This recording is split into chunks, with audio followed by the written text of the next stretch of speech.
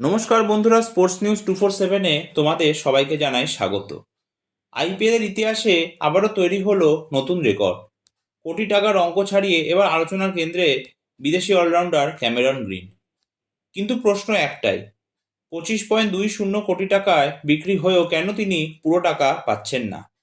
আজকের এই ভিডিওতে আমরা বিশ্লেষণ করব আইপিএল 2026 নিলামের সবচেয়ে বড় চমক এবং কলকাতা নাইট রাইডার্সের মাস্টার স্ট্রোক।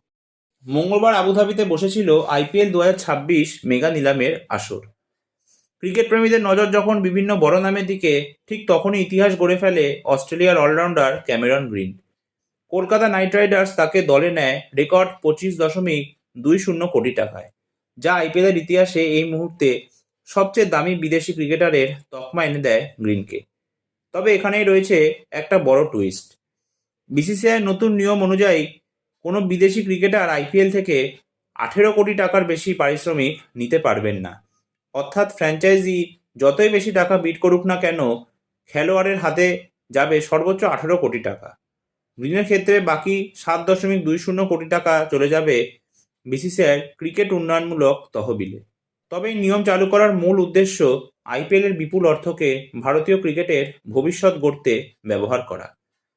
যাই হোক, গ্রিনের কথায় যদি আসি, তাহলে 2 কোটি টাকার বেস প্রাইসে নিলামের নাম লেখান ক্যামেরন গ্রিন। তার নাম উঠতেই শুরু হয় তুমুল বিডিং যুদ্ধ। প্রথমে লড়াইয়ে নামে কলকাতা নাইট রাইডার্স ও রাজস্থান রয়্যালস।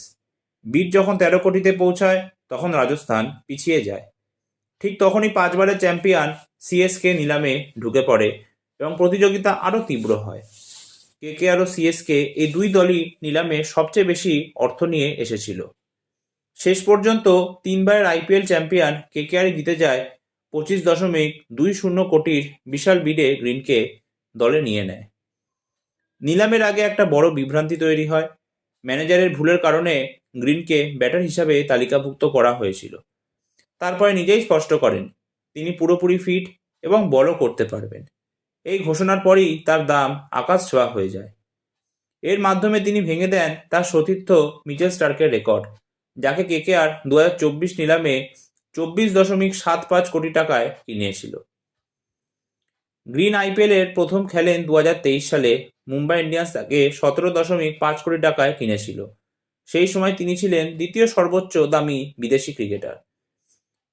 তবে কেকেআরে যোগ দেওয়ার পরে গ্রিন ভিডিও বার্তায় বলেন যে তিনি খুবই উত্তেজিত কলকাতার অংশ হতে পারে এবং ইডেন গার্ডেন্সের পরিবেশে খেলতে তিনি মুখিয়ে আছেন। সব মিলিয়ে ক্যামেরন গ্রিনকে দলে নিয়ে কলকাতা নাইট রাইডার্স স্পষ্ট বার্তা দিয়ে দিল, আইপিএল 2026-এ তারা শুধু অংশ নিতে নয়, শিরোপা জিততেই নামছে। আপনার কি মনে হয়, 25.20 কোটি টাকায় ক্যামেরন গ্রিন কি কেকেআরকে চ্যাম্পিয়ন করতে পারবে?